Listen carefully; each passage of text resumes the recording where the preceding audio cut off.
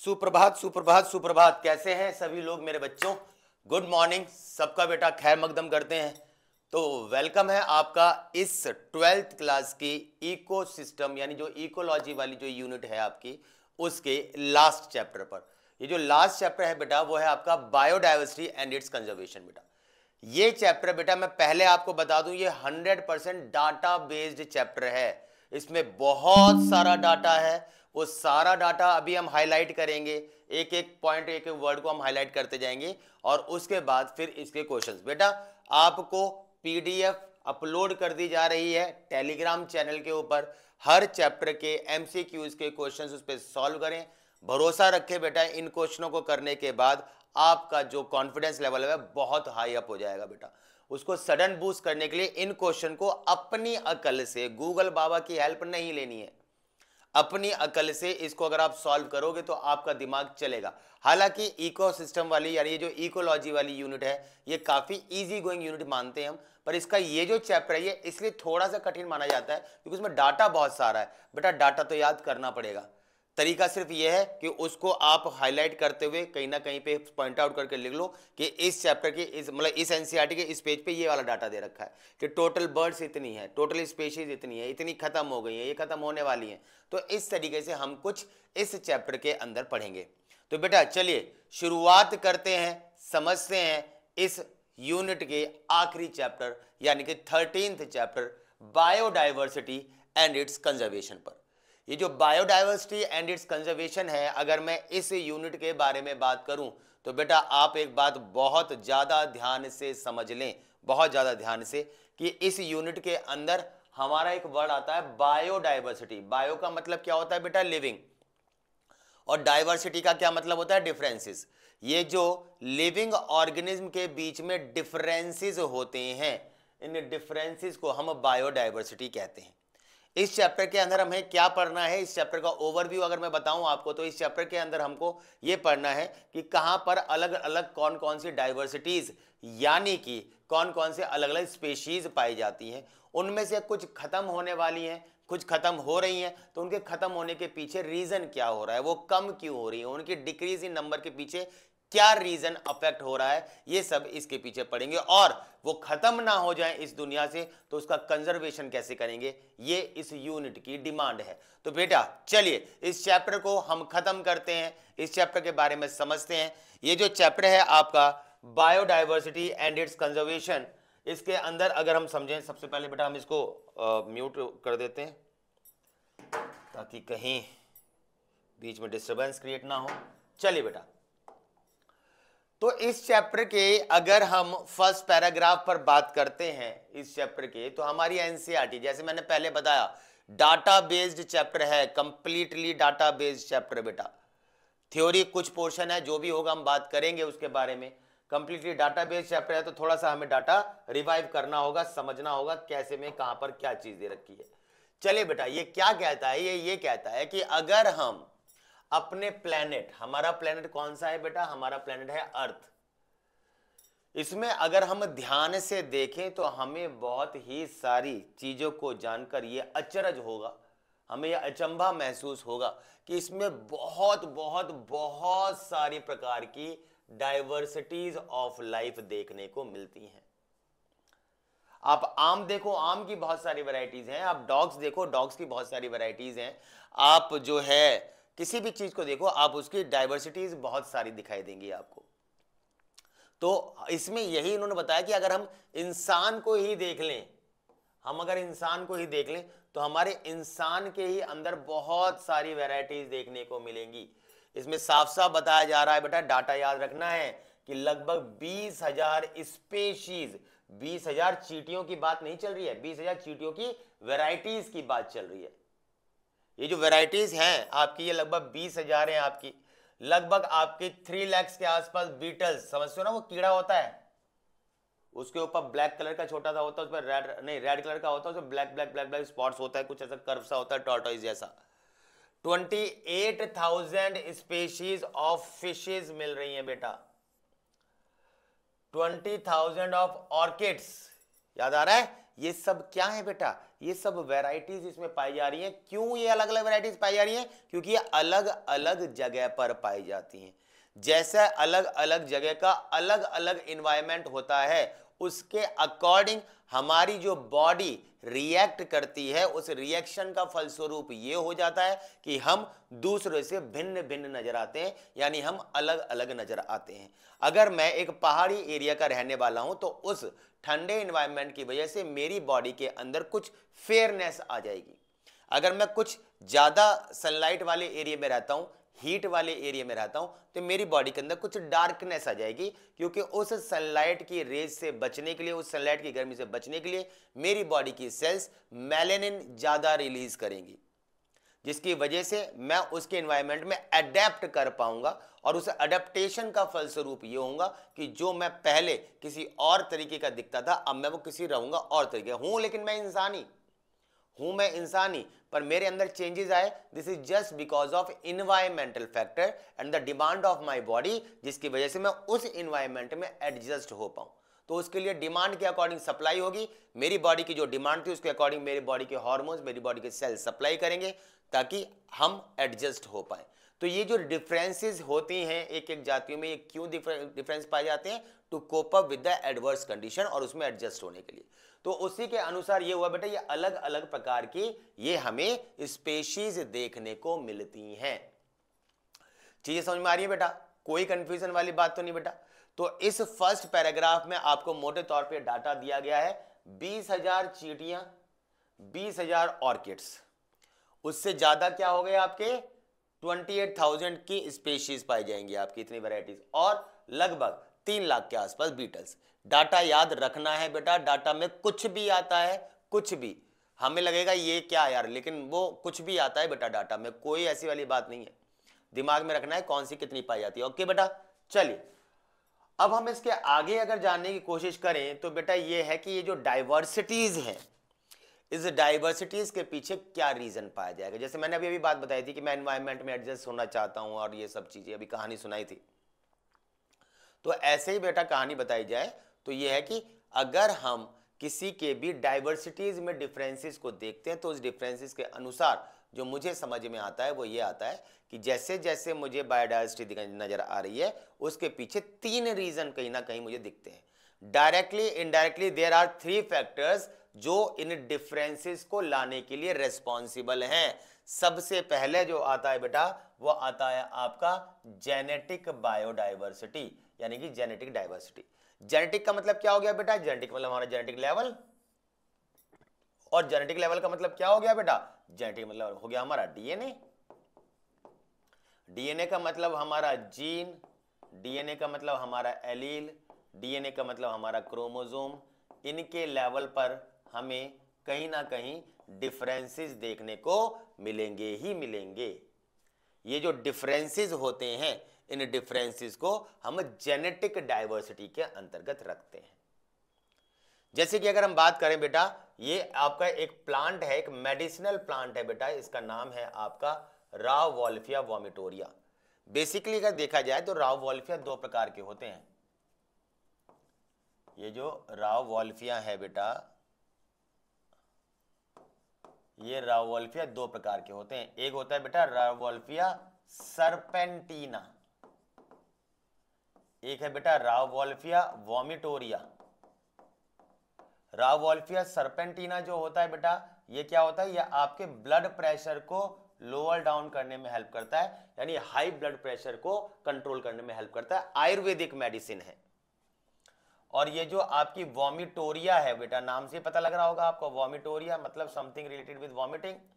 तो ये आपकी वॉमिटिंग को सबसाइड करने के लिए होता है। जब आपका जी मचलाता है, आपको नोजिया होता है, उल्टी सी लगती है, तो उस टाइम पर अगर हम देखें तो ये आपका वॉमिटिंग को करवाने के लिए ये रेस्पॉन्सिबल होता है, मतलब सॉरी, वॉमिटिंग को रोकने के लिए रेस्पॉन्सिबल होता है। तो कोई भी फैक्टर्स वॉमिटिंग जो करवा रहे हैं उसको सबसाइड करके उसे रोकने के लिए रेस्पॉन्सिबल होता है। अब भाई बात यह है कि इसके अंदर क्या अलग अलग प्रकार की हमें चीजें पाई जा रही है। ये आपके वॉमिटोरिया कहीं भी देख लो, रावोल्फिया ऐसे आप देख लो कि रावोल्फिया वोमिटोरिया अलग है, रावोल्फिया सरपेंटीना अलग है। या आप ऐसे देख लो बेटा कि वॉमिटोरिया वॉमिटोरिया देखना है तो ये एक पौधा यहाँ उगा हुआ है हिमालय की रेंज में, एक उगा हुआ है कहीं रेगिस्तान में, एक लगा हुआ है पानी के अंदर, सबके कैरेक्टर अलग होंगे बेटा।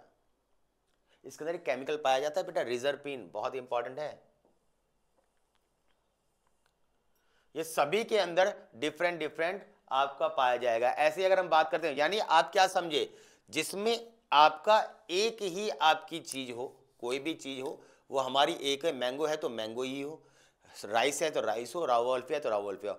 अब मैंगो ही कई प्रकार के हो जाएं, किसी का खट्टा स्वाद है, किसी का मीठा स्वाद है, किसी का कुछ और स्वाद है, किसी का साइज बड़ा है, पर है सब मैंगो।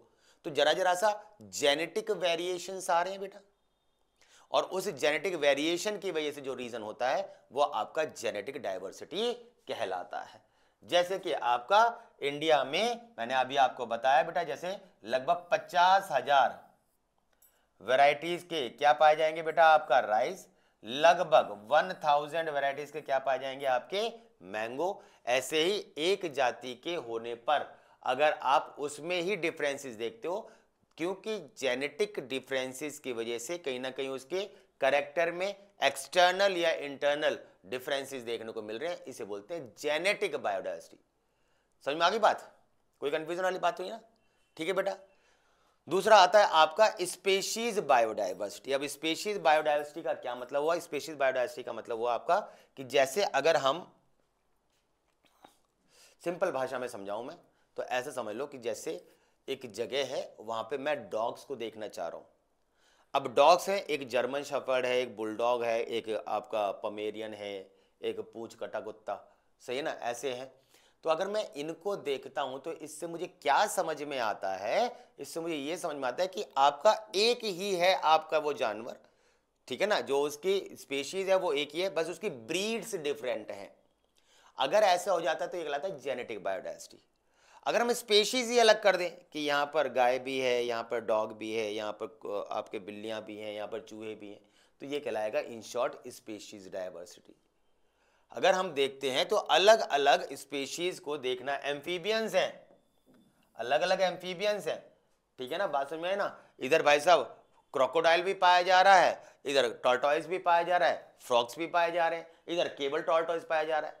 तो एक जगह पर कई वैरायटीज हो गई आपकी, एक जगह केवल एक ही पाई जा रही है। यहाँ अलग अलग स्पेशीज हैं, यहाँ केवल एक ही स्पेशीज है। ये भी आपका क्या, ये क्या कहलाता है आपका स्पेशीज डाइवर्सिटी। जब भी स्पेशीज डाइवर्सिटी की बात आए ना बेटा, आपको एक बात ध्यान रखनी है, जब भी स्पेशीज डाइवर्सिटी की बात आए तो आपको एक बात का ध्यान रखना है कि स्पेशीज से रिलेटेड दो बातें। देखो मतलब तो एग्जैक्टली इसका डीपली देखा जाए तो कुछ और ही होता है, पर हमें सेंस समझने के लिए बता रहा हूं। एग्जैक्टली अगर हम थोड़ा इसके रिसर्च के लेवल पे जाएं तो मतलब ही बहुत डिफरेंट हो जाता है। पर यहां अगर हम देखें तो हमें दो चीजें देखने को मिलेंगी। एक आपको देखना होता है स्पेशीज रिचनेस, और एक देखना होता है आपको स्पेशीज इवननेस। मैंने आपको क्या बताया, बहुत लेमन लैंग्वेज में सिंपल भाषा में समझा रहा हूं। डीपली जाए तो फिर तो बहुत कुछ इसके अंदर आता है। मैं सिर्फ एक बहुत वन वर्ड में समझाना चाह रहा हूं क्या है। मान लीजिए मैंने कोई एक एरिया देखा, कोई एरिया कोई 50 किलोमीटर में घुमा हुआ एरिया है, मैंने देखा यहाँ पे डॉग्स भी पाए जा रहे हैं, यहाँ पे इंसान भी पाए जा रहे हैं, यहाँ पे बिल्ली भी पाई जा रही है, यहाँ पर आपका एलिफेंट भी पाए जा रहे हैं, और डॉग भी कई सारे हैं, एलिफेंट भी हैं, अलग अलग गिनतियां हैं।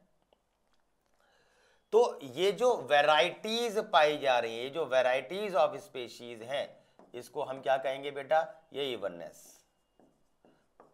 मैंने क्या बोला, मतलब एक्चुअल में तो बहुत कुछ है, बस मैं इन दोनों में अगर बोला जाए एक्चुअल में देखते बताऊं वन वर्ड में क्या डिफरेंस है तो उसके हिसाब से बता रहा हूं। एक्चुअल में जाएंगे तो फिर तो डिफरेंसेस की बहुत भरमार हो जाएगी, अब उतने हमें लेवल पे पढ़ना नहीं है।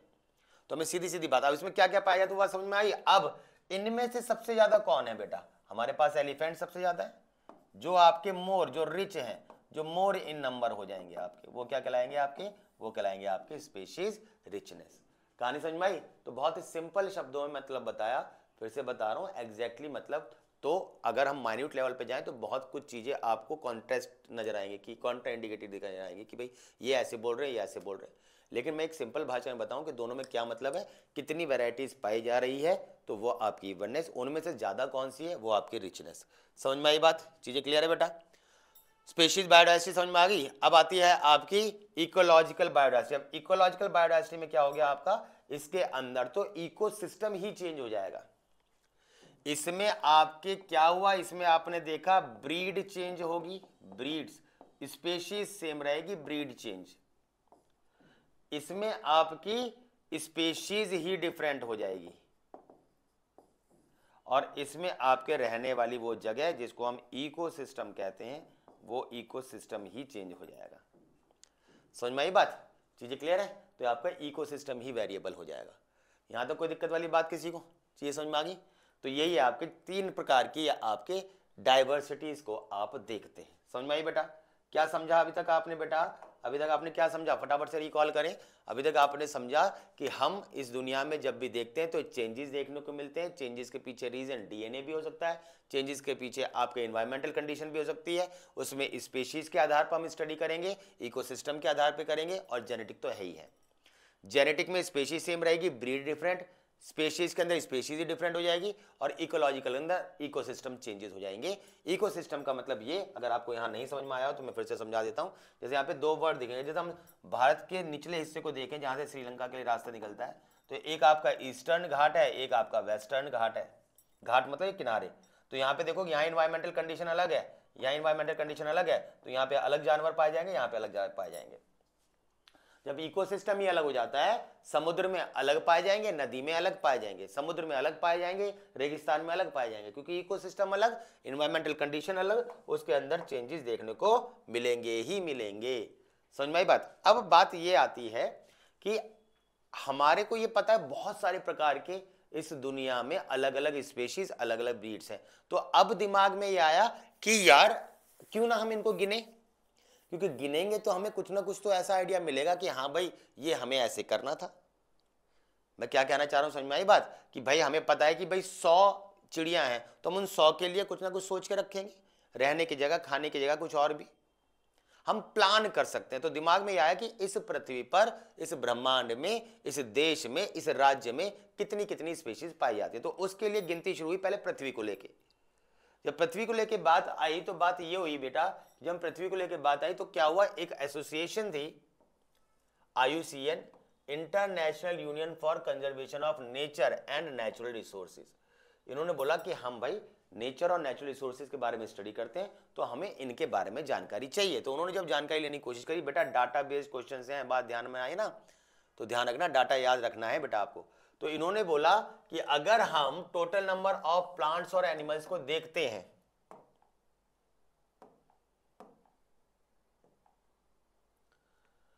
तो लगभग लगभग लगभग लगभग हमें 1.5 मिलियन स्पेशीज के बारे में पता है इनकी, और इनके बाद जो है उसका बारे में हमें कोई आइडिया नहीं है, नो क्लियर आइडिया। ठीक है ना?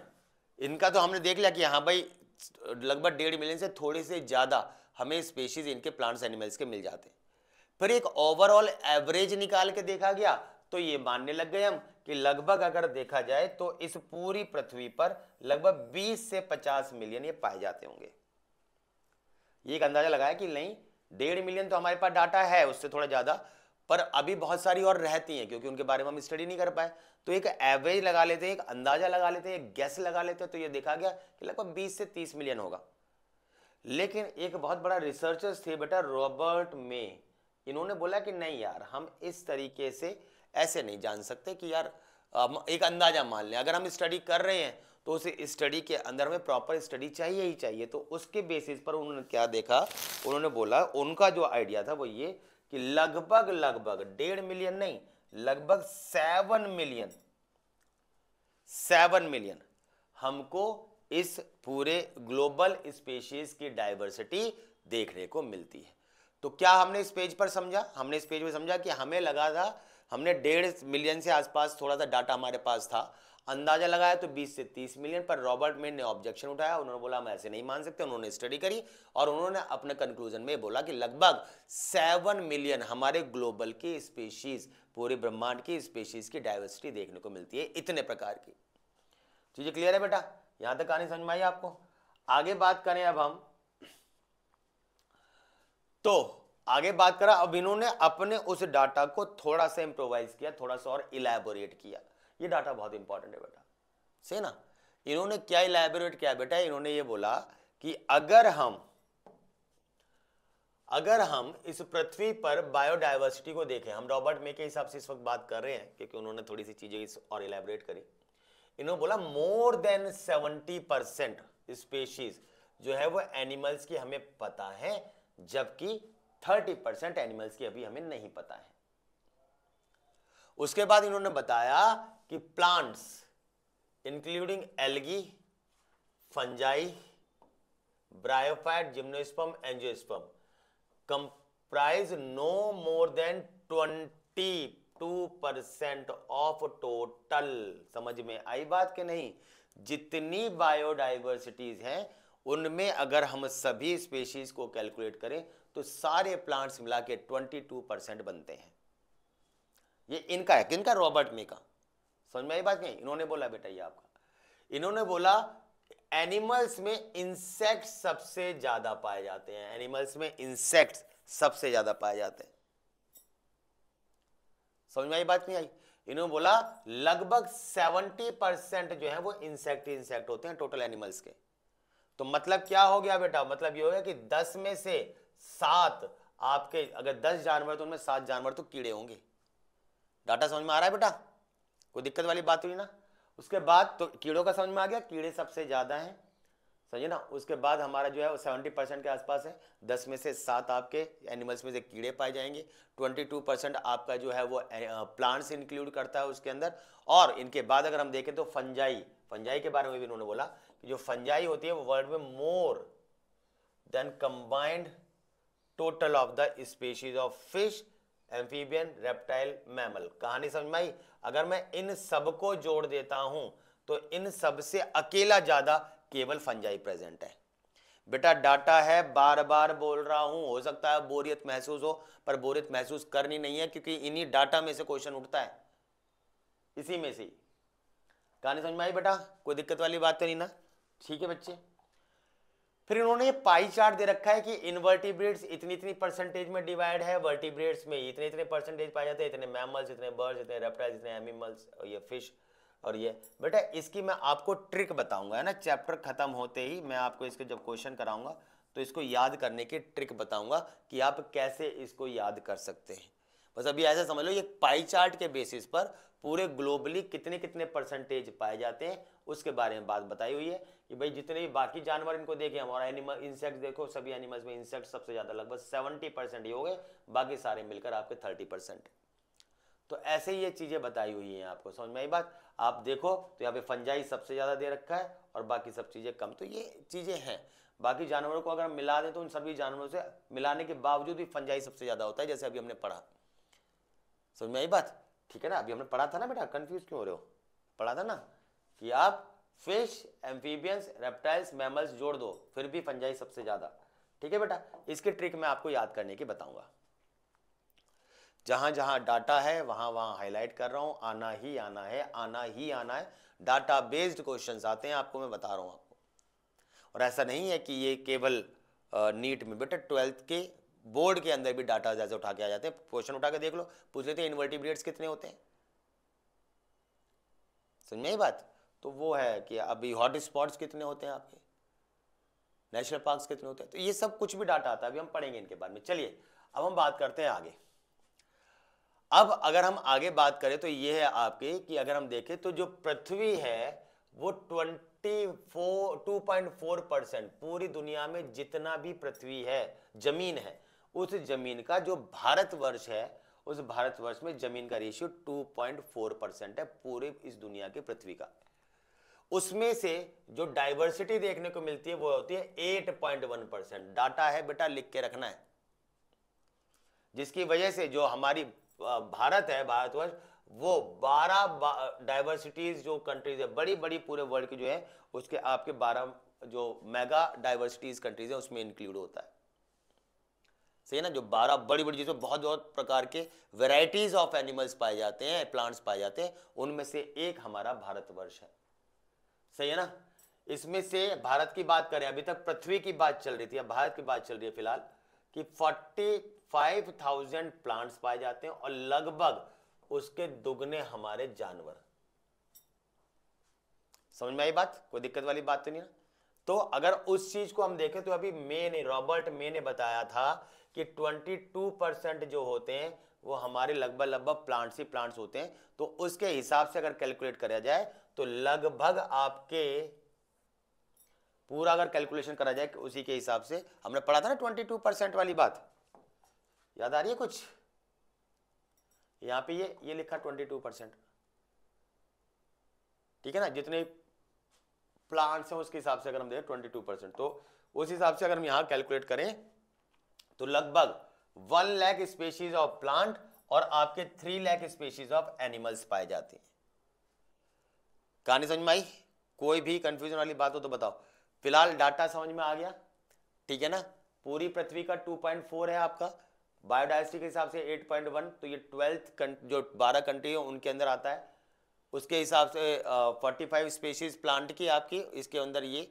अब ये वाली और ये वाली दोनों में अंतर क्या है बेटा? दोनों में अंतर ये है आपकी कि ये जो है अगर हम कैलकुलेट करें तो ये पृथ्वी इंडिया की बात कर दी उन्होंने सीधी सीधी, सही है ना, इंडिया की बात कर दी ये, और ये जनरली जो हमें देखा। पर अगर हम मे की बात, ये हमें पता है कितनी है, लेकिन रॉबर्ट मे के अकॉर्डिंग कितनी होगी ये बात चल रही है। रॉबर्ट मे के अकॉर्डिंग उन्होंने 22% बोला, तो रॉबर्ट मे के अकॉर्डिंग ये और एनिमल्स ये होंगे।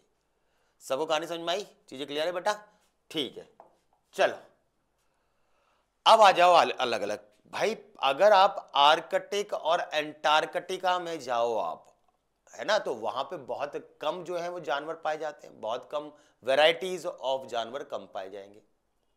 आप इक्वेटर पे चले जाओ वहां पे भी कम होंगे। आपको क्या पता है? आपको ये बहुत अच्छे तरीके से पता है कि अगर हम पृथ्वी को देखते हैं,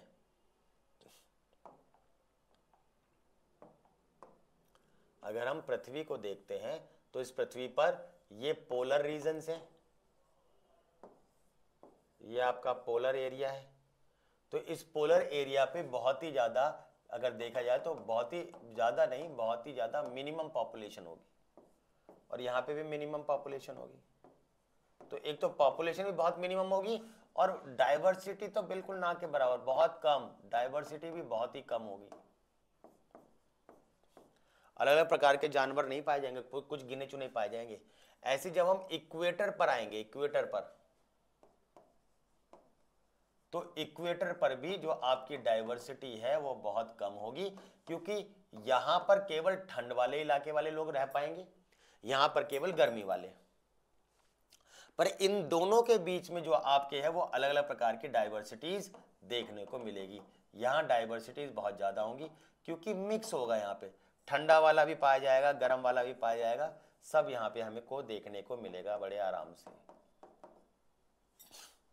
तो मैं उस हिसाब से अगर पॉपुलेशन देखूं तो यहाँ पे, या डाइवर्सिटी देखूं तो यहाँ पे क्या होगा? बहुत ही मिनिमम, फिर क्या हो जाएगी? मैक्सिमम, क्योंकि फिर ये वाला हिस्सा आ जाएगा, फिर उसके बाद क्या आ जाएगा? मिनिमम, यहाँ पे इक्वेटर मिनिमम, फिर यहाँ पे आ जाएगी मैक्सिमम, फिर पहुंच जाएंगे पोलर एरिया पे, वहां मिनिमम। बेटा एक बात नियम याद रखो, प्रकृति का नियम है, अगर लैटिट्यूड ग्रेडियंट मतलब जमीन के हिसाब से, हम जमीन पर चल रहे हैं भाई, जब आप कोई एयरक्राफ्ट चलाते हो तो वहां ये नहीं बोलते जी मैं लेफ्ट मुड़ जाऊं, जी मैं राइट मुड़ जाऊं, कहां चलूं, मुझे अमेरिका जाना है जी बताओ लेफ्ट जाऊं या राइट। वो लैटिट्यूड्स, वो डायमेंशंस को यूज करते हैं, वो बोलते हैं 23 डिग्री ईस्ट, 23 डिग्री वेस्ट, उसके हिसाब से वो टिल्ट करके और इधर उधर मुड़ के और चलना शुरू कर देते हैं। तो ऐसे ही हमारे कुछ डायमेंशंस होती हैं, उन डायमेंशंस के अकॉर्डिंग हम लोग चलते हैं और हम लोग उसको मेंशन करके देखते हैं। तो हमें ये पता लगता है कि अगर हम कहीं भी पोलर एरिया से और अगर हम इक्वेटर की तरफ चलते हैं या इक्वेटर से पोलर एरिया की तरफ चलते हैं, तो हमें alternate minimum maximum, minimum maximum, minimum maximum, हमें ये डाइवर्सिटीज देखने को मिलनी चाहिए। तो आपके ये पृथ्वी बैलेंस है, कहीं पे भी मिनिमम मिनिमम होती चली जा रही है, मैक्सिमम मैक्सिमम एक साथ होती चली जा रही है, समझ जो भाई साहब प्रलय की शुरुआत है, आपका इकोलॉजिकल बैलेंस डिस्टर्ब हो रहा है। तो अब कहीं ना कहीं उसको बैलेंस करने के लिए पृथ्वी का रिएक्शन देखने को मिलेगा ही मिलेगा। पहाड़ों पे अच्छे खासे कम लोग रहते थे, बढ़िया से रहते, अब पहाड़ों पे साला शहर से ज्यादा चीजें कर दी, पहाड़ों पे अब शहर से ज्यादा भाई इंक्रोचमेंट इतने तगड़ा कर दिया भाई साहब, पता ही नहीं लगता, कूड़ा ही कूड़ा, लोग ही लोग, भीड़ ही लगती है, ऐसा लगता ही नहीं है कि हिल स्टेशन है। तो क्या करा पृथ्वी ने? बैलेंस कर दिया, हो रहा है भाई साहब, माउंटेन स्लाइड्स टूट रहे हैं, सब जा रहे हैं, खत्म हो रहे हैं। पृथ्वी अपने आप को बैलेंस करती है, प्रकृति अपने आप को बैलेंस करेगी ही करेगी। आप बस ये है कि आप उसको समय से समझ जाओ तो ज्यादा ठीक है। तो यही बातें उन्होंने बताई हुई है यहाँ पर बेटा, कि हम जब जाते हैं तो हमें चेंजेस देखने को मिलते ही मिलते हैं, और उसके अनुसार उन्होंने साफ साफ कुछ आपके डाटाज मेंशन किए हैं, साफ साफ बताया उन्होंने कि अगर हम अमेज़न फॉरेस्ट को देखते हैं, ठीक है ना, तो उसके अंदर लगभग 40,000 स्पीशीज ऑफ प्लांट देखने को मिलती हैं, 3,000 species of fish, 1,300 of birds, 427 आपके जो हैं वो आपके मैमल्स, 427 एम्फीबियंस, 378 रेप्टाइल्स, और ऐसे ही आपके इनवर्टिब्रेट 1,25,000। बहुत ज़्यादा डाटा इंपॉर्टेंट है बेटा, बहुत ज़्यादा डाटा। कौन सा कहाँ? अभी तक हम 3 लेवल पे बात कर रहे हैं डाटा की। एक पृथ्वी के लेवल पे बात करी हमने, एक भारत के लेवल पे बात करी, और एक अभी हमने जो बात करी वो करी अमेजिंग फॉरेस्ट के बारे में। सही है ना बात?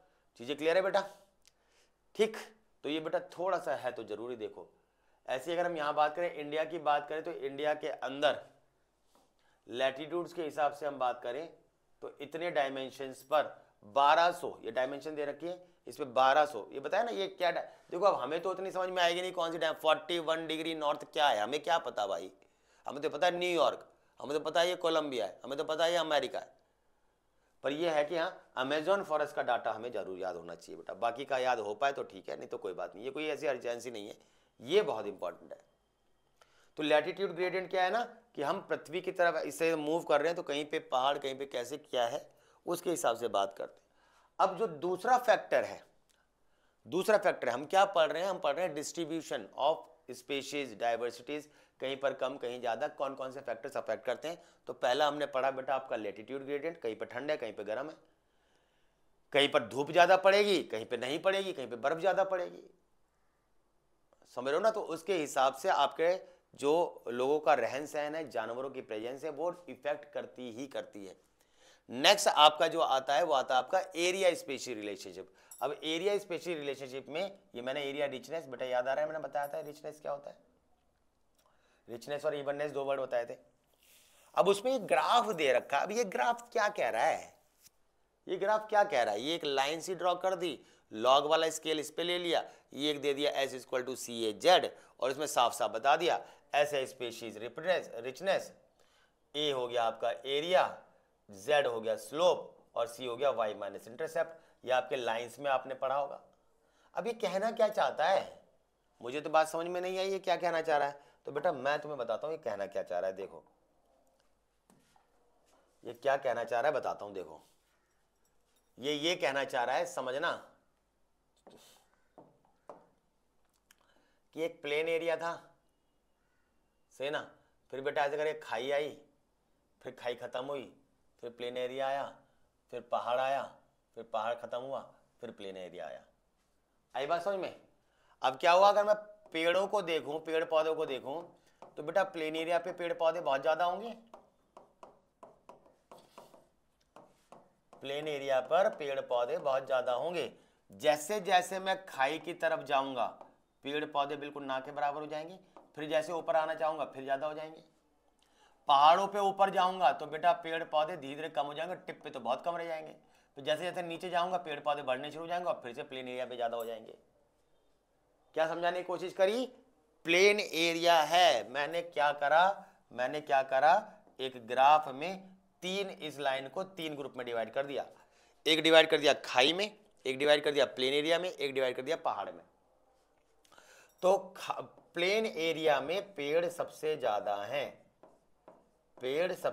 हैं, और हम जैसे ही खाई की तरफ जाते हैं पेड़ कम हो जाते हैं, पहाड़ों की तरफ जाते हैं पेड़ कम हो जाते हैं। और आप देख लो आपका ग्राफ ऐसे तो बन गया, समझ में आ गया ग्राफ कैसा है, ये क्या है, ये ग्राफ क्लियर है बेटा। तो ये इस तरीके से ये ग्राफ बन जाता है। इसमें आपको ध्यान रखनी है, उस एरिया की बात चल रही है बेटा, वो हो गया आपका स्पेशीज, जिसमें स्पेशीज के बारे में काउंट कर रहे हैं। एरिया ए हो गया, ये स्लोप, लाइन का स्लोप होता है, मैथ्स वाले बच्चों को पता होगा, और वाई माइनस इंटरसेप्ट ये वैल्यूज होती है। हमें इनको सॉल्व करना नहीं पता, ना हमें जानना, ये मैथ्स के कंसेप्ट होते हैं। मैथ्स में इंटरसेप्ट आता है, स्लोप आता है, ये सब चीजें। हाँ, इसमें जो हमें याद रखना है वो डाटा, ये याद रखना है बेटा, जो बहुत इंपॉर्टेंट डाटा, बाकी सभी डाटा से, कि इसमें जो नॉर्मल z की वैल्यू होती है वो 0.1 से 0.2 लाई करती है, 0.1 से 0.2। समझ में आई बात? ठीक, जहां पर भी स्टीपर एरियाज होंगे, स्टीपर, वहां पे z की वैल्यू क्या हो जाएगी, वो हो जाएगी 0.6 से 1.2। अब स्टीपर एरिया कौन से होते हैं? स्टीपर एरिया होते हैं जो बिल्कुल खड़े होते हैं, पहाड़ तो बिल्कुल खड़ा पहाड़, खाई हो तो बिल्कुल खड़ी खाई। कैसे सॉल्व करते हैं हमें नहीं सॉल्व करना, ये हमारे लेवल की बात नहीं है, बायोलॉजी में नहीं आएगा ये, हमें सिर्फ इतना पता होना चाहिए कौन सा है, ठीक है ना। और अगर हम बात करते हैं फ्रूगीवोरस एनिमल्स के लिए, फ्रूगीवोरस कौन से होते हैं आपके? जो फ्रूट को खाते हैं, उनके लिए z की वैल्यू कितनी हो जाती है? 1.15। क्या समझे? नॉर्मल 0.1 से 0.2, स्टीपर के लिए 0.6 से लेके 1.2 और फ्रूगीवोरस के लिए 1.15। ये z की वैल्यू है जो बहुत बहुत बहुत इंपॉर्टेंट है। तो इक्वेशन याद रखनी है, S equal to C S Z, सही है ना।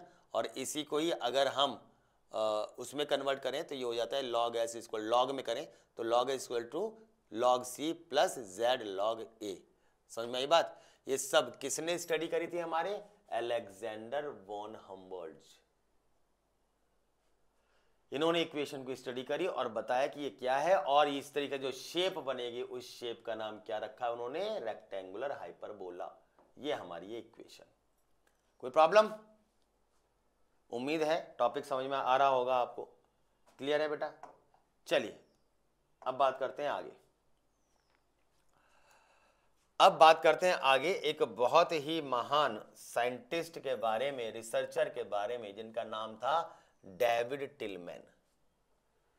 डेविड टिलमैन ने प्रोडक्टिविटी के ऊपर और स्टेबिलिटी के ऊपर बात करी, प्रोडक्टिविटी के ऊपर और स्टेबिलिटी के ऊपर, सही है ना। इन्होंने क्या बोला थोड़ा सा पढ़ते हैं ताकि आपको बात समझ में आ जाए। इन्होंने साफ साफ बोला, मैंने क्या बताया, दो चीजों पे काम करा इन्होंने, एक स्टेबिलिटी के ऊपर, एक प्रोडक्टिविटी के ऊपर। और इन्होंने स्टडी करते हुए ये बात जानी कि इकोसिस्टम कैसा भी हो, इकोलॉजिकल एरियाज कैसे भी हो, चाहे फिर वो नेचुरल हो चाहे फिर वो मैन मेड हो, या तो इंसान ने बनाए। इंसान ने कौन सा इकोसिस्टम बनाया? मैंने बताया था आपको खेत, मैंने आपको बताया था एक्वेरियम। चाहे वो नेचुरल हो तो उसमें रहने वाले जो लोग हैं वो, देखो एक सिंपल सी बात समझ लो, एक जंगल, इस ये जो पैराग्राफ लिखा है इसको बहुत सिंपल शब्दों में समझा रहा हूं। एक जंगल में 100 शेर हैं, वैरायटी एक, इंडिविजुअल 100। और एक जंगल में एक शेर, एक लोमड़ी, एक आपका गीदड़, एक आपका खरगोश, एक आपका कोई ऑटोट्रॉफ, ये पाया जाएगा। तो उसमें 5-6 नंबर में 5-6 पर वैरायटीज आपके एक से ज्यादा है। उसमें 100 थे, एक वैरायटी, इसमें 6 और 6 वैरायटी।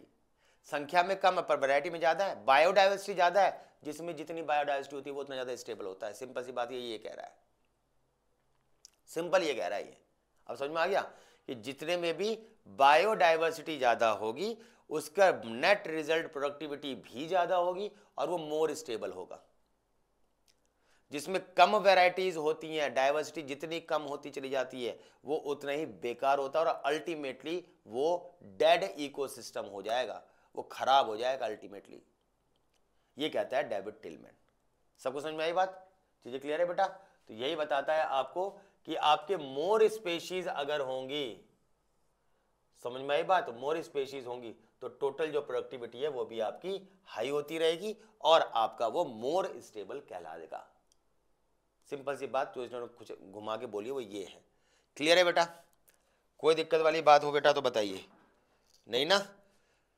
चलिए अब हम बात करते हैं आगे, एक और थ्योरी के बारे में बात करते हैं बेटा, जिसका नाम है रिवेट पॉपर हाइपोथेसिस, सही ना, रिवेट पॉपर हाइपोथेसिस। और ये बेटा किसने दिया बेटा? ये आपके स्टैनफोर्ड के इकोलॉजिस्ट थे, पॉल एहरलिख। तो ये पॉल एहरलिख हाइपोथेसिस या रिवेट पॉपर भी कहता है। अब ये क्या कहता है ये समझो आप।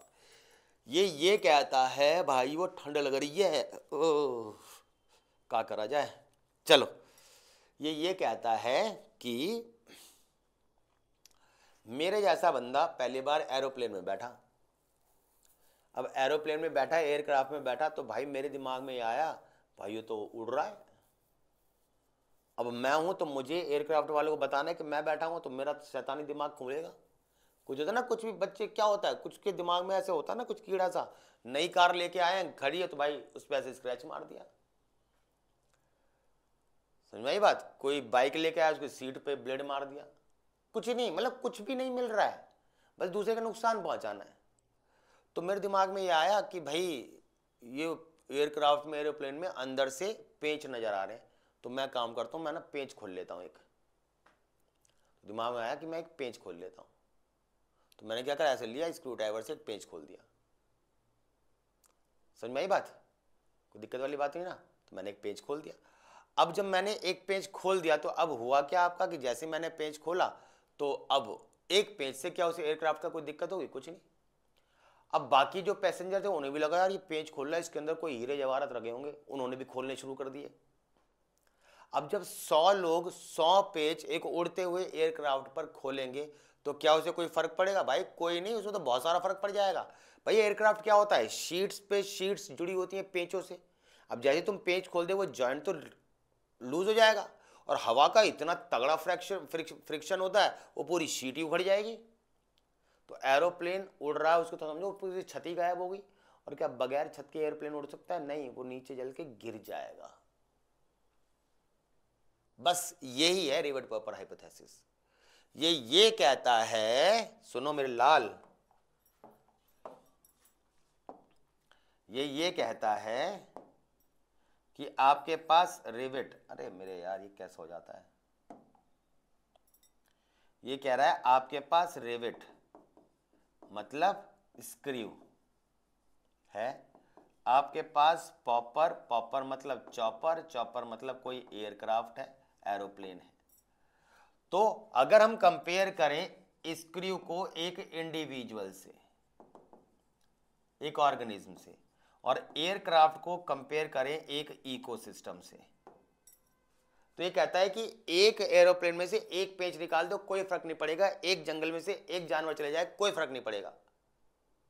पर अगर मैंने एक एरोप्लेन से कई सारे पेंच निकाल दिया तो पूरा एरोप्लेन तबाह हो जाएगा। ऐसे एक इकोसिस्टम से कई सारे अगर मैंने इंडिविजुअल निकाल दिए तो पूरा का पूरा इकोसिस्टम तबाह हो जाएगा। समझ में आई बात कि नहीं आई? यही कहलाता है आपका रिवेट पॉपर हाइपोथेसिस। ठीक है ना? तो यही बात मैंने आपको समझाने की कोशिश करी बेटा, कि अगर हम मोर रिवेट्स को रिमूव करेंगे तो बेटा डेंजरस हो जाएगा, वो पीरियड के टाइम नुकसान पहुंचाएगा आपको, क्रिटिकल हो जाएगा। और ऐसे जब इंडिविजुअल धीरे धीरे करके जाएंगे तो ऐसे ही वो जो है इकोसिस्टम भी तबाह हो जाएगा। आगे बात समझ में? ये कहलाता है आपका रिवेट पॉपर हाइपोथेसिस। कोई दिक्कत?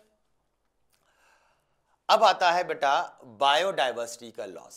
मैंने आपको बताया जितने ज्यादा डिफरेंट प्रकार के ऑर्गेनिज्म होंगे उतना अच्छी बात होती है, उतनी अच्छी बात होती है। समझे? अब जितने ज्यादा ये आपके ऑर्गेनिज्म जाते जाएंगे उतना ज्यादा लॉस होता चला जाएगा, और अगर लॉस होगा तो बेटा फिर वो एक अच्छी बात नहीं है। तो यही वो बात बता रहा है बेटा कि IUCN एसोसिएशन ने क्या करा बेटा, उन्होंने एक लिस्ट बनाई 2004 में जिसको रेड लिस्ट कहते हैं। और उसमें उन्होंने रेड का लाल रंग किसका होता है? खतरे का निशान। तो उन्होंने साफ साफ एक बात बताई, और वो क्या बात बताई कि लगभग 784 स्पीशीज जो हैं वो एक्सटिंक्ट हो चुकी हैं। 2000 स्पीशीज बर्ड्स की एक्सटिंक्ट हो चुकी हैं, जिनमें से वर्टिब्रेट्स 338, डाटा बहुत इंपॉर्टेंट है, 359 इनवर्टिब्रेट्स और 87 प्लांट्स, ये आपके लगभग 500 सालों में बिल्कुल ही खत्म हो चुके हैं। कुछ जानवर जैसे डोडो बर्ड्स थी, स्टेलर सीकाव था, पैसेंजर पिजन था, ठीक है ना, वो था ना कबूतर जा जा जा कबूतर लेके जाते थे, संदेश, जो संदेश वाहक कबूतर होते थे, सब खत्म।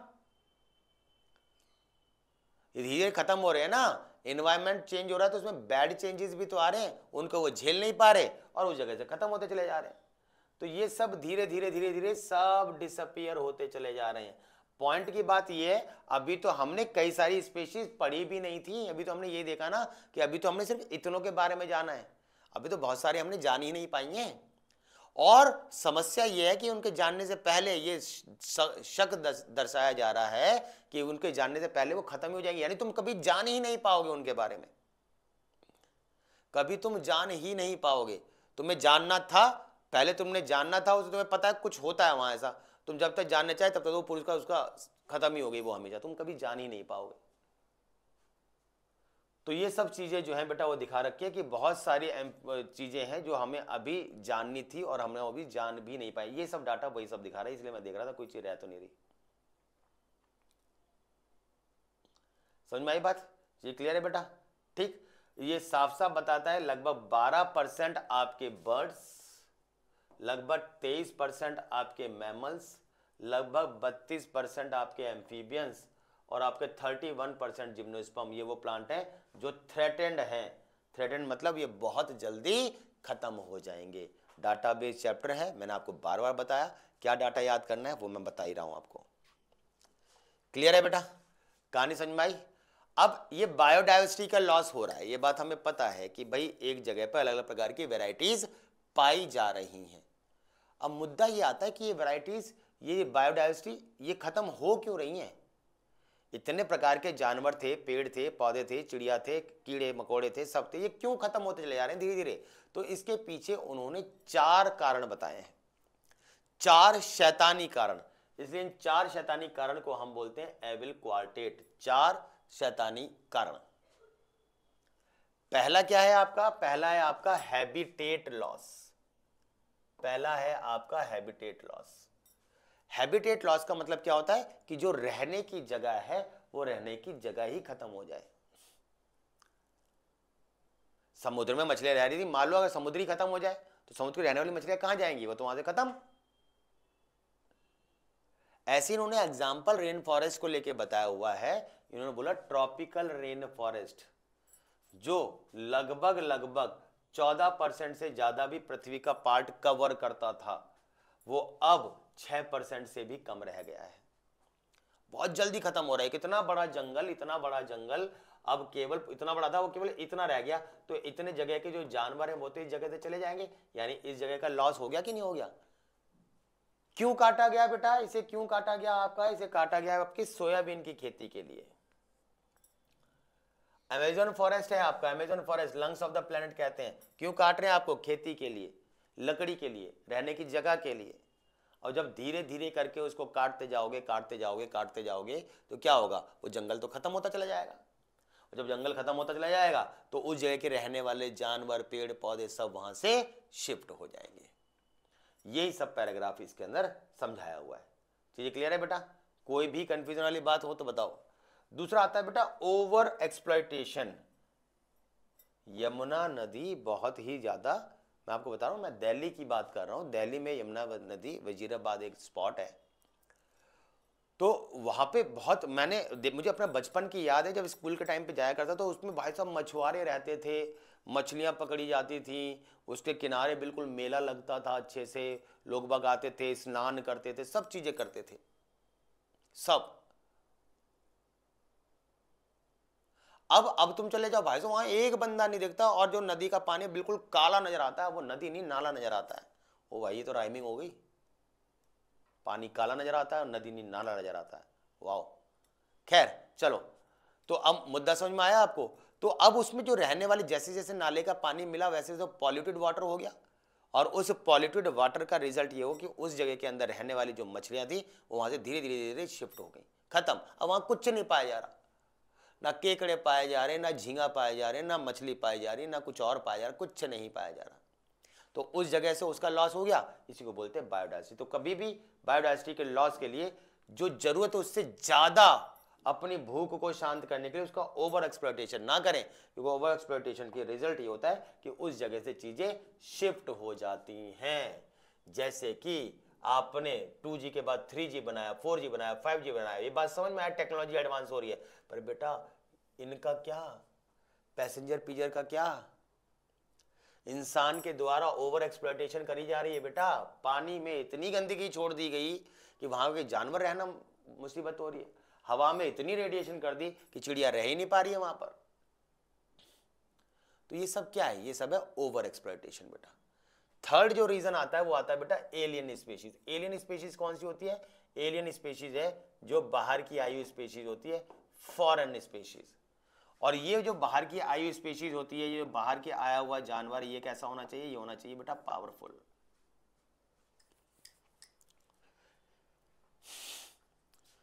ये कैसा होना चाहिए बेटा? ये होना चाहिए आपका पावरफुल। चीजें क्लियर है? तो ये पावरफुल स्पीशीज होनी चाहिए। कोई भी दिक्कत वाली बात किसी को? कुछ एग्जाम्पल देके बताया हुआ है उन्होंने कि आपकी एक नहर थी, लेक थी, विक्टोरिया लेक, इसमें नील पर्क नाम का आपका ऑर्गेनिज्म आया, और जैसे उसने वहां पर आने की कोशिश करी तो ये कहता था पावरफुल। ये तो वहां के रहने वाली जो किकलिड फिश थी, लगभग 200 प्रकार की जो जातियां थी, वहां से उठ के और तुरंत वो गायब हो गई। क्यों? क्योंकि ये तो बहुत कमजोर थी। एक जंगल में अगर अगर आपका खरगोश रह रहा है, अगर वहां पे बिल्ली रह रही है, रहती नहीं है, मैं समझा रहा हूं ऐसी, और हिरन रह रहा है, और वहां से कोई पावरफुल शेर आ जाए जहां पहले नहीं था शेर उस जंगल में, तो उसके डर के मारे कमजोर जानवर भागेंगे। तो अगर कोई पावरफुल वाला आ जाता है तो कमजोर वाले को उस जगह से छोड़ना पड़ता है। ठीक है ना? कैरेट ग्रास है बेटा, जहां हो गई कुछ और हो ही नहीं पाएगा आपका। वाटर हाइसिंथ है, पानी में जहां हो गया कुछ और हो ही नहीं पाएगा। बहुत पावरफुल क्रॉप्स है ये बाकियों का सब चीजें खींच लेंगे, उनको उगने ही नहीं देंगी। तभी तो हम इसको टेरर ऑफ बंगाल भी कहते हैं, वाटर हाइसिंथ को। एक और एग्जांपल दे रखा है आपका क्लेरियस गैरेनपेंसिस के बारे में, यानी कि अफ्रीकन कैटफिश के बारे में। ये जब आपका आया, ये जब आया तो उस जगह की रहने वाली जो कैटफिश जो कमजोर थी, वो आपके इसके आते ही गायब। तो नॉर्मल कैटफिश जो थी उसके वो उस जगह से गायब हो गई जैसे ही आपकी क्लेरियस गैरेनपेंसिस आए, यानी कि अफ्रीकन कैटफिश आए, जो कि पावरफुल थी, मांसाहारी थी। या आते ही उस कमजोर वाले को खा लेती, तो उसके डर की वजह से वो चले गए। और जो चौथा रीजन होता है बेटा वो क्या होता है? वो होता है आपका को एक्सटिंक्शन। को एक्सटिंक्शन का क्या मतलब होता है? को एक्सटिंक्शन का मतलब होता है आपका कि ये आपके दो ऐसे, मान लो कि मान के चलो, एक सिंपल से डायग्राम से समझाने की कोशिश करूं कि आपने देखा होगा मछली, कुछ बड़ी मछलियां होती हैं, उनको बिल्कुल पता नहीं होता कि उनके नीचे छोटी छोटी मछलियां। ये मैं एग्जांपल बता चुका हूं, याद आ रहा है बेटा कुछ कुछ? क्लॉन फिश, सी एनीमोन, कुछ सुना सुना लग रहा है? हाँ, बड़ी मछली को बिल्कुल भी नहीं पता होता कि छोटी मछली उसके नीचे है। समझ में आई बात नहीं आई? छोटी मछली को पता होता है कि बड़ी मछली मेरे ऊपर है, बड़ी मछली को बिल्कुल नहीं पता छोटी मछली है। बड़ी मछली को इस जगह से छोड़ के कहीं और जाना है। छोटी मछली यही रहना चाहती है, पर इसकी मजबूरी है कि इसे बड़ी मछली के साथ रहना पड़ेगा। क्यों? क्योंकि जब तक ये बड़ी मछली के साथ है, दूसरी कोई भी मछली इसको मारने नहीं आ सकती, क्योंकि बड़ी मछली को पता नहीं है इसके नीचे छोटी मछली है। तो जैसे कोई आता है, इसे लगता है ये उसे मारने आ रहा है, ये उसको मार देती है, ये उसको मार देगी, ये बच जाती है। तो इस तरीके से डिफेंस हो जाता है इसका। पर जब जाना एक को है, जाना एक को है, अगर देखा जाए तो एक को, पर ये क्योंकि इस पर डिपेंडेंट है, तो ये 6 ये और एक ये, तो 7 यहां से ऑर्गेनिज्म चले जाएंगे। तो जब कोई एक साथ रहता है तो भी बेटा, जब एक कोई जाता है तो उसके ऊपर डिपेंडेंट जो दूसरी डिपेंडेंट मछलियां होती हैं बेटा, या कोई भी ऑर्गेनिज्म होता है, वो वहां से ट्रांसफर हो जाती हैं। और ये 4 वो रीजन है। पहला कौन कौन सा बेटा? हैबिटेट का लॉस, दूसरा ओवर एक्सप्लॉयटेशन, तीसरा पावरफुल एलियन का आ जाना, और चौथा बेटा एक के ऊपर जब कोई डिपेंड करता है तो उस डिपेंडेंसी की वजह से भी वो चले जाते हैं। अब क्या बायोडायवर्सिटी बचाना अच्छी बात है बेटा? बायोडायवर्सिटी बचाना बहुत अच्छी बात है। बायोडायवर्सिटी को हमें बचाना ही बचाना है, क्योंकि जितने ज्यादा प्रकार के बायोडायवर्सिटीज होंगी एक जगह पे, एक इकोसिस्टम पे, उतनी ज्यादा प्रोडक्टिविटी होगी, उतना ज्यादा वो स्टेबल होगा। याद आ रहा है? यही तो बात बताई थी डेविड टिलमैन ने। सही है ना? बहुत बढ़िया। चलो, अब हमें क्यों बचाना चाहिए? मान लो एक जंगल का एग्जांपल लेते हैं। हमें एक जंगल को क्यों बचाना है? तो हमें जंगल को बचाना है 2 कारणों की वजह से। एक छोटे छोटे कारण, एक बड़े बड़े कारण। क्योंकि उससे हमें फल मिलते हैं। छोटे कारण मतलब जो पर्सनल यूज है, पर्सनल यूज ऐसे समझो आप, और बड़े कारण का मतलब जो ग्लोबल यूजेस हैं।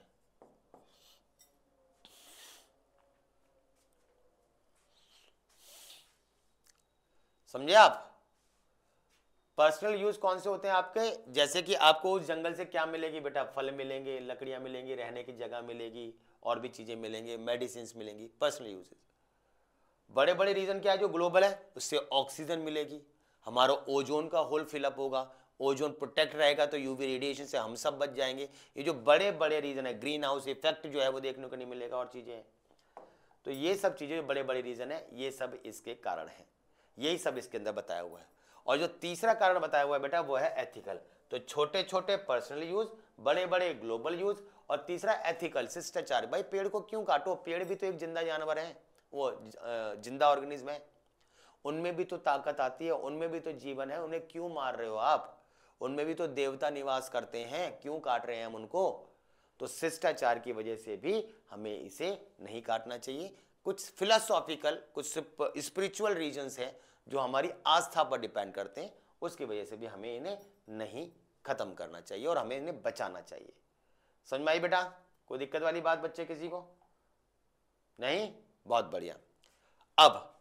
अब हमें बायोडाइवर्सिटी का लॉस हो रहा था, उसे हटाना था, हमें बायोडाइवर्सिटी को बचाना था। तो 3 रीजन की वजह से, नैरो, ब्रॉड और एथिकल।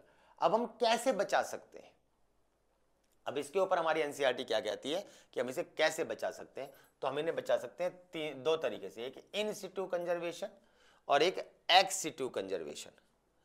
इन सिटू का मतलब क्या होता है बेटा? इन सिटू का मतलब ये होता है, ऐसा समझो कि भाई ये कोई जंगल है, इस जंगल में कोई बीमार हो गया तो आपको उस जंगल में आना पड़ेगा, उस जानवर का इलाज करना पड़ेगा। यानी इसके अंदर आप किसी भी प्रकार का कोई चेंज नहीं करोगे उस जानवर के रहने की जगह में, यानी कि उस जानवर के हैबिटेट में। No change in habitat.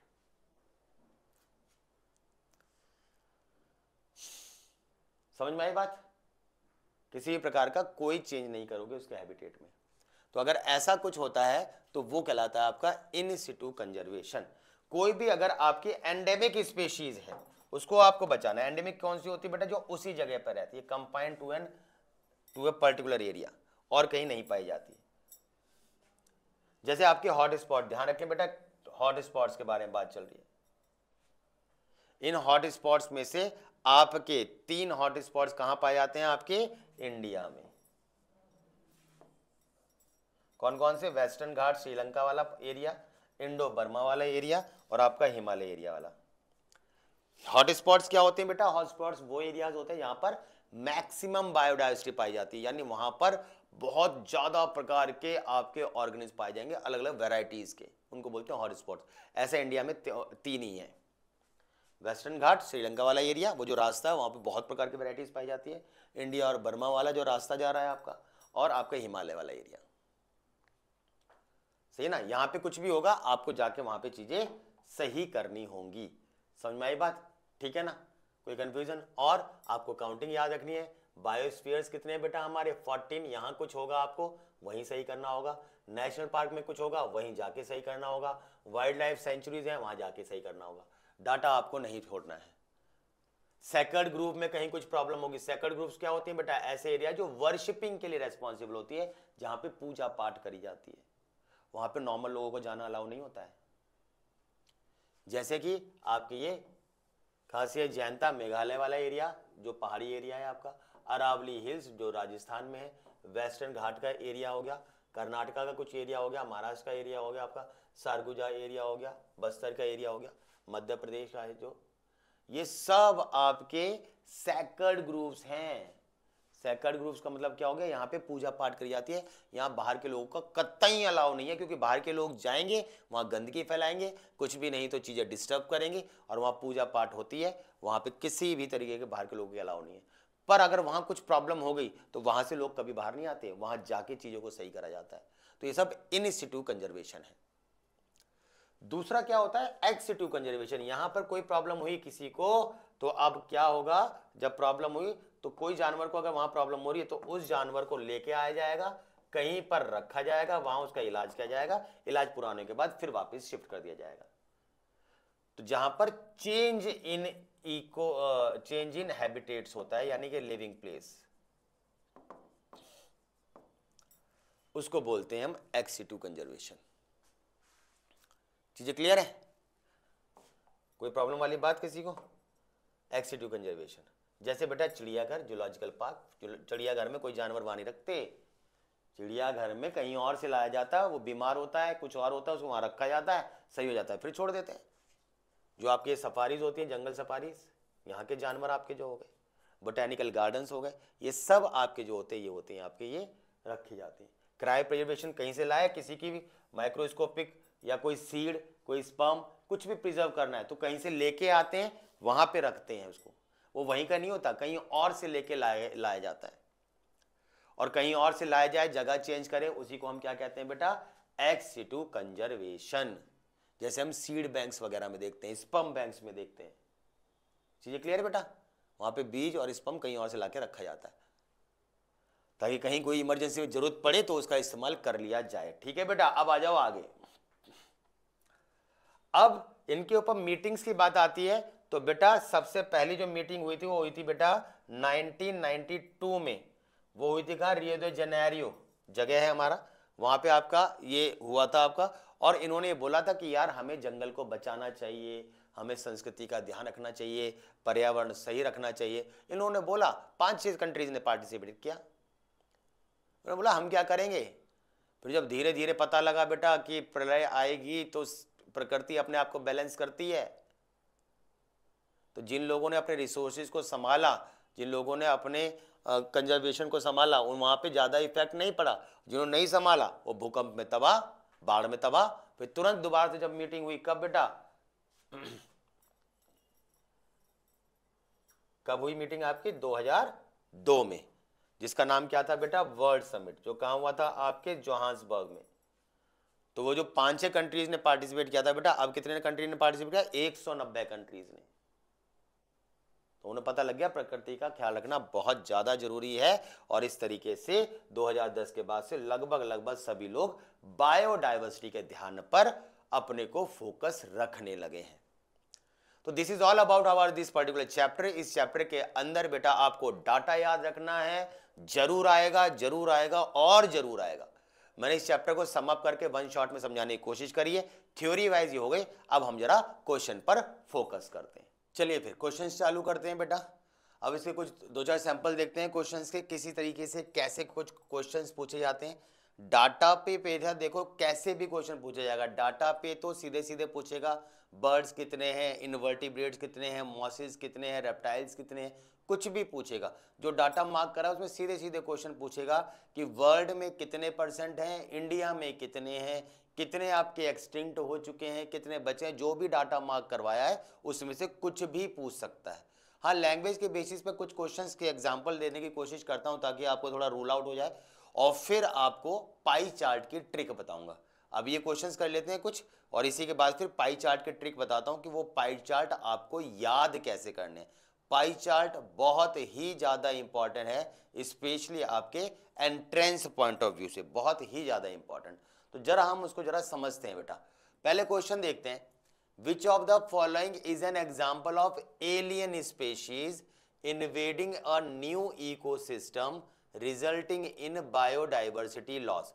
बेटा एलियन स्पेशीज क्या थे, एलियन स्पेशीज वो थे जो बाहर से आते थे, जो भी प्रेजेंट रहते थे एक जगह पे पहले से, वो डोमेस्टिक स्पेशीज या इंडिजीनियस स्पेशीज कहलाती हैं। बाहर से आने वाली एलियन स्पेशीज होती है। अब एलियन स्पेशीज जो बाहर से आ रही है, शेर किसी जंगल में रह रहा है और बाहर से हिरन आ रहा है, तो क्या शेर को कोई फर्क पड़ेगा? नहीं। पर अगर एक जंगल में हिरन रह रहे हैं और शेर बाहर से आ रहा है तो फर्क पड़ेगा। एलियन स्पेशीज अगर पावरफुल होगी तो ही आपके जो रहने वाली डोमेस्टिक स्पेशीज है उसकी पॉपुलेशन पर लॉस होगा। पर अगर वो डोमेस्टिक स्पेशीज पहले से ही पावरफुल है और आने वाली एलियन स्पेशीज कमजोर है तो उसकी पॉपुलेशन पे कोई फर्क नहीं पड़ता है। ठीक है बेटा, चलिएगा तो अब जरा समझते हैं। नीलपर्क आई बेटा, है ना, नीलपर्क। नीलपर्क आपको हमने बात करी थी इसके बारे में बेटा, ठीक है ना। विक्टोरिया लेक में आई तो वहां के रहने वाली जो फिश थी वो वहां से गायब हो गई थी, किकलिड फिश। तो ये बात तो है, ये तो सही है। नेक्स्ट क्वेश्चन देखते हैं। वाटर हाइसिंथ आ जाए बेटा, बताया था टेरर ऑफ बंगाल। ये वाटर हाइसिंथ इंडिया में आ जाए, स्पेशली बंगाल में पहले गया, वहां पे इसने अपना रूप दिखाया।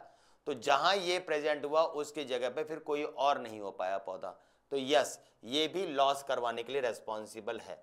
और इंट्रोडक्शन ऑफ अफ्रीकन कैटफिश, बिल्कुल ये बात सही है, मैंने बताया था अफ्रीकन कैटफिश आई और वहां के रहने वाली इंडिजीनस फिश है ना, याद आ रही है, वर्ड लिखा था एनसीईआरटी में, मार्क करवाया था। तो यस, जब तीनों ही है तो बेटा आंसर क्या हो जाएगा आपका, ऑल ऑफ दीज। ठीक है बेटा, तो क्वेश्चन समझ में आया आपका, क्वेश्चन में आपका आंसर हो जाएगा बेटा ऑल ऑफ दीज। चलिए नेक्स्ट देते हैं, lungs of the planet earth. बेटा लंग्स का मतलब जहां पर मैक्सिमम एक्सचेंज ऑफ गैसेस, और मैक्सिमम एक्सचेंज ऑफ गैसेस के लिए प्लांट की संख्या का होना बहुत ही ज्यादा जरूरी है। तो मैक्सिमम गैसियस एक्सचेंज जैसे लंग्स करता है वो कहां पर होती है बेटा, वो कहां पर होगी, आपको ऑब्वियस सी बात है, सबसे बड़ा पार्ट बताया आपका अमेज़न रेन फॉरेस्ट, सही है ना, एनसीईआरटी में भी बात बताई हुई थी, जंगल के ऊपर बात बताई हुई थी, ठीक है बेटा, सही है ना। 16% है, कट के फिर 14, फिर 7 से भी कम 6%, याद आ रहा है बेटा, याद रखा करो। एविल क्वार्टेट, एविल मतलब शैतान, क्वार्ट मतलब चार, ये चार चीजों का ग्रुप था, चार चार चार, कौन कौन सी थी बेटा, habitat loss, over exploitation, invasion of alien species and को एक्सटिंक्शन, याद आ रहा है, हॉइक। ये चार वो फैक्टर्स थे जो आपके बायोडाइवर्सिटी को लॉस करवाने के लिए रेस्पॉन्सिबल थे। तो एवल क्वार्टेट क्या करवाते हैं आपके, ग्लोबल वार्मिंग नहीं, पॉपुलेशन एक्सप्लोजन नहीं, एयर पॉल्यूशन नहीं, ये तो बायोडाइवर्सिटी के लॉस के लिए रेस्पॉन्सिबल थे ना। क्लियर है बेटा, कोई कंफ्यूजन, जल्दी से बताओ बेटा, बी अटेंटिव, बी पंचुअल, समझ में आई बात, क्लियर है। तो चीजों को बढ़िया से करो बेटा, देखो सिलेक्शन लेना बिल्कुल भी कठिन नहीं है, बस ये जो सिलेक्शन है इसके लिए डेडिकेशन चाहिए, डेडिकेशन, समझे, थोड़ा बेटा डेडिकेशन चाहिए, इसमें कोई ऐसी वो नहीं है कि आप सोचो नहीं हो सकता। डेडिकेशन का मतलब यह है कि जिस टाइम आप पढ़ो सिर्फ पढ़ो, मोबाइल, फेसबुक, इंस्टा, लैपटॉप सब साइड में, कमरे में कर दो बंद, ज़्यादा ज़्यादा कर सकते हो कि साउंड प्रूफी के लिए ईयर प्लग लगा सकते हो जिससे आवाज़ बाहर की ना आए, और 100% कंसंट्रेशन से पढ़ जाओ। जिस टाइम जो कर रहे हो गिव योर 100%, जिस टाइम तुम खेल रहे हो 100% खेलो, जिस टाइम एक्सरसाइज कर रहे हो 100% एक्सरसाइज करो, जिस टाइम पढ़ रहे हो 100% अपना करो। किसी का XYZ इधर उधर बातचीत करने का कभी कभार मन करे तो बेटा वो करो, जिस टाइम बात करो उस टाइम अपने वहां फिर कुछ और मत सोचो। सिंपल नियम, रेस्पेक्ट टू योर टाइम, जो वर्क कर रहे हो आप उस टाइम पर आप अपनी इज्जत के फलस्वरूप उसको जितना डेडिकेशन से काम करना है करो, पर इन अ लिमिटेड वे, एक टाइम शेड्यूल को मेंटेन करते हुए। सिलेक्शन कहीं नहीं जाना, कहीं नहीं जाना, ये मेरी से गारंटी ले लो आप, ठीक है बेटा। ऑर्गेनाइजेशन, रेड लिस्ट, याद आ रही है बेटा, क्या थी रेड लिस्ट, लाल रंग खतरे का निशान था, जो स्पेशीज खत्म होने की कगार पर हैं, जो खत्म हो चुकी हैं वो तो एक्सटिंक्ट हो गई, जो हो सकती हैं, जो इंडेंजर्ड स्पेशीज हैं जिनका ख्याल नहीं रखा गया तो आने वाले समय में वो एक इतिहास के पन्नों में खो जाएंगी। ऐसे कोई भी जानवरों की लिस्ट की वो एक लिस्ट बनाई गई थी जिसमें अलग अलग प्लांट और स्पेशीज के बारे में बताया गया था कि इनका ध्यान दो नहीं तो ये गए। इस लिस्ट को बोलते हैं हम रेड लिस्ट, सही है ना। एक रेड डाटा बुक बनाई गई थी, उसके अंदर सब डाटा किया गया, फिर एक लिस्ट बनाई गई, उसका नाम था रेड लिस्ट। और ये रेड लिस्ट किसने बनाई थी बेटा, IUCN, international union of conservation of nature and natural resources, ठीक है बेटा। एनसीईआरटी साफ साफ कहती है कि 2004 में इसने इस चीज के बारे में काम किया। फिर इसने बोला मोर कंजर्वेशन, नेक्स्ट क्वेश्चन देखते हैं, मोर conservative and scientifically sound estimate about the total number of, देखो ज्यादा साइंटिफिक में तो एक ही काम था बेटा, और वो किसने बताया था, वो बताया था रॉबर्ट मे ने। 7 मिलियन स्पीशीज, कुछ कुछ याद आ रहा है बेटा, इन्होंने बताया था सबसे ज्यादा जानवर हैं और उस जानवरों में से भी सबसे ज्यादा कीड़े हैं। 10 में से 7 जानवरों में से कीड़े प्रेजेंट है। 70% of the animals are insects belonging to the arthropoda group. समझ में आ रही बात, ये किन्होंने बताया था, रॉबर्ट। अच्छा मैं ये बोलूं पॉल एयरलिख कौन था, एरोप्लेन वाली कहानी समझ में आ रही है, पेंच, एरोप्लेन, इकोसिस्टम, पैसेंजर, वही बेटा वही। डेविड टिलमैन क्या था बेटा, याद आ रहा है, मोर डाइवर्सिटी तो आपका मोर प्रोडक्टिविटी, किसी जंगल में जितनी ज्यादा डाइवर्सिटी उतनी ज्यादा अच्छी बात है, ठीक है ना। आंसर फिलहाल इसका क्या था, रॉबर्ट मे। आगे आ जाइए, अब आता है हमारा एक्सटीट्यू कंजर्वेशन। क्या होता था एक्सटीट्यू कंजर्वेशन में, किसी को समस्या है तो यहाँ से इसको एग्जिट कराओ, किसी जगह पे रखो, इसका इलाज करो। और ये जो चीज थी ये कहलाती थी एक्सीटू कंजर्वेशन। एक्सीटू कंजर्वेशन में क्या होता है? Cryo preservation. Yes, cryo preservation क्या था बेटा? -196 डिग्री सेल्सियस पर, यानी कि लिक्विड नाइट्रोजन पर आप किसी चीज को प्रिजर्व कर सकते थे। जिसको प्रिजर्व करे वो स्पर्म भी हो सकता है, वो आपके पॉलन ग्रेन्स भी हो सकते हैं, वो सीड बैंक कुछ भी हो सकते हैं। तो आप स्पर्म को किसी जगह पे जाके कर रहे हो ना, एक जगह से निकल के बाहर उसको प्रिजर्व कर रहे हो। नेशनल पार्क में ऐसा नहीं होता है बेटा, वहां तो जाना पड़ता था। Propagation of plant using tissue culture के लिए लैब में जाना पड़ेगा, तो पौधे को लैब लेके जाना पड़ेगा, तो जगह चेंज होगी। तो क्या हो जाएगा आंसर? 1 और 3। देखो बेटा ऑप्शन कहीं पे है, ये रहा 1 और 3। क्लियर है? कोई कंफ्यूजन? बहुत सही बेटा। चलो आगे आओ। Read the statement and select the correct option, narrow और ब्रॉड और एथिकल। यानी इसमें 3 चीजें दी हुई हैं। पर्सनल यूज होते थे बेटा नैरो यूटिलिटेरियन, जनरलाइज एक सभी मानवता के लिए यूज होते थे आपके ब्रॉड यूटिलिटेरियन, और आपके एथिकल होते थे शिष्टाचार वाली बातें। इतनी बात तो हमें समझ में आ गई। यानी हमें ये 3 स्टेटमेंट दे रखी है, इनमें से ये बताना है कौन सा पर्सनल यूज पर है, कौन सा जनरलाइज यूनिवर्सल यूज पर है, ग्लोबल यूज पर, और कौन से शिष्टाचार से संबंधित बात है। चलिए देखते हैं। Ecosystem services provide by the nature to the human being such as आपका ऑक्सीजन। ऑक्सीजन तो सबके लिए है ना, सबके लिए है, तो ऑब्वियसली बात है ये ब्रॉड वाला होना चाहिए, यानी पहला ऑप्शन ब्रॉड ये आ रहा है इसमें, सही है। चलो अभी क्रॉस चेक कर लेते हैं।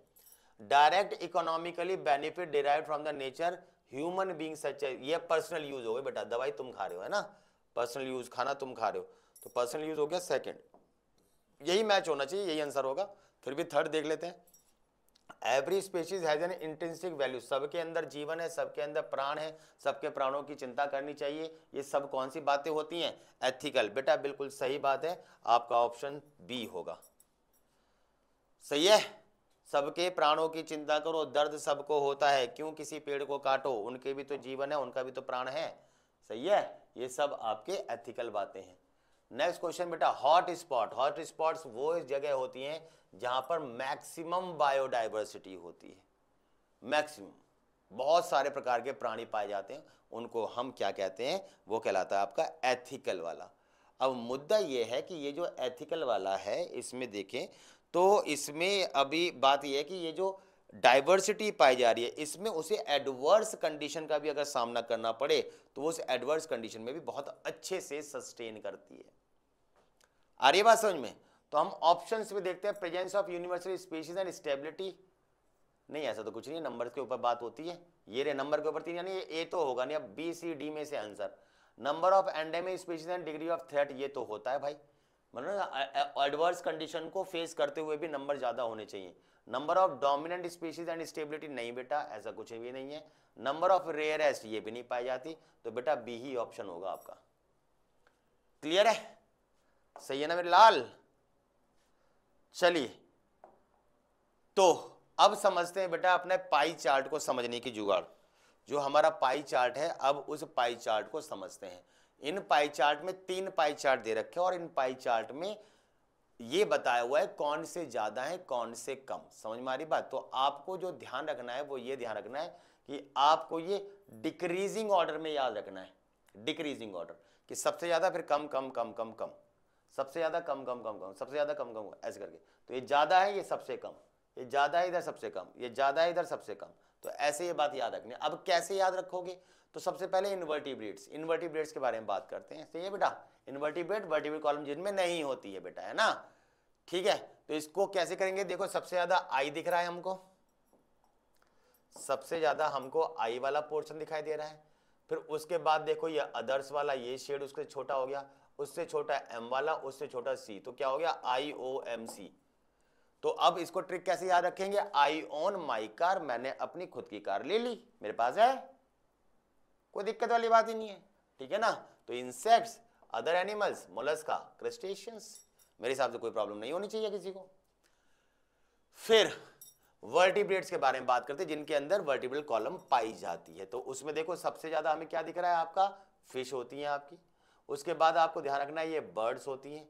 फिर आपके उसके बाद ये रेप्टाइल्स, ऐसे तो आपको नहीं दिख रहा होगा पर बहुत ध्यान से देखो तब पता लगेगा ये रेप्टाइल्स होते हैं। उसके बाद होते हैं एम्फीबियंस और सबसे कम होते हैं आपके मैमल्स। तो अब कैसे याद रखोगे? अब ऐसा हुआ भैया कि भगवान राम जो हैं, वो भगवान राम जो है सीता हरण हुआ तो भाई बहुत दुखी है ना, तो वो थोड़े गुस्से में थे। पर यह है कि वो तो त्रिलोकी, उनको सब पता था आगे चल के रावण का विनाश होना, तो कोई ना कोई तो माध्यम चाहिए। तो वो थोड़ा शांति से बैठे हुए थे क्योंकि उन्हें तो सब पता था आगे क्या होना है। पर फिर उन्होंने भाई ललकारा, उनको जब तक उल्टा सीधा बोला तब तो कोई बात नहीं, पर जब उनकी सेना को बोला, उनके प्रिय हनुमान को बोला, भाई साहब उन्हें गुस्सा आ गई। बोला कि भैया मेरे को कह रहा है तो कह ले, तूने मेरे प्रिय सखा को कैसे बोला? तो वो फिर से भड़क गए। तो वही वाली बात है, क्या हुआ? फिर से भड़के राम। सही है बेटा, फिर से भड़के राम। तो फिर से फिशेज, बर्ड्स, रेप्टाइल्स, एम्फीबियंस और मैमल्स। ट्रिक याद रहेगी बेटा? कोई दिक्कत वाली बात? सही है बेटा, उन्हें कुछ भी कह लो, वो तो भगवान है भाई, लेकिन वो अपने दास के, अपने जो उनकी पूजा करते हैं, जो मानते हैं, उनका बुरा नहीं सुन सकते वो। तो वही वाली बात थी। ट्रिक याद करनी है बेटा, सही है ना? ट्रिक के ऊपर बात कर। यहां देखें तो देखो बेटा, सबसे ज्यादा आपके एंजियोस्पर्म्स, उसके बाद फंजाई, उसके बाद एल्गी की शेडिंग है, उसके बाद मॉसिस की शेडिंग है, उसके बाद फर्न्स की शेडिंग, और सबसे छोटी है लाइकेंस की शेडिंग।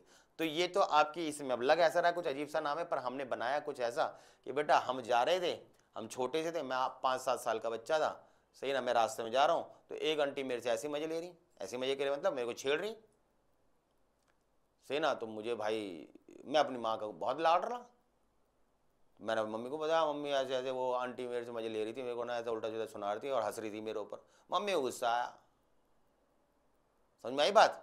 तो इस कहानी को मैंने कैसे बता दिया कि आंटी टेक फंस एंड मॉम फाइट लेटर। भाई साहब मैंने जैसे बताया, मम्मी ने मजे लिए और आंटी ने मजे लिए, भाई साहब मेरे को परेशान किया, मैंने मम्मी को बताया, बताने के बाद अब मम्मी जाके लड़ेंगी। तो यार ट्रिक में कुछ तो दिमाग में रखना पड़ेगा ना। तो वही वाली बात है, आंटी टेक्स फंस, इंजॉय किया भैया उन्होंने, मैंने उन्हें बताया, मम्मी को आया गुस्सा, मम्मी ने कहा बेटा मम्मी अब लड़ेंगे जाके बाद में, ठीक है। तो aunty takes fun and mom fight later. तो ये बेटा मेरे हिसाब से इससे इजी ट्रिक कुछ हो नहीं सकती है, शायद हो भी, पर यह है कि मैंने जो बनाई है बेटा वो यही है। अब आपको इसको अच्छे से करना है। मेरी तरफ से चैप्टर डन है बेटा, इसको तैयार करें आप। अब हम अपनी नेक्स्ट चैप्टर नेक्स्ट वीडियो में मिलेंगे बेटा, तब तक के लिए सायोनारा।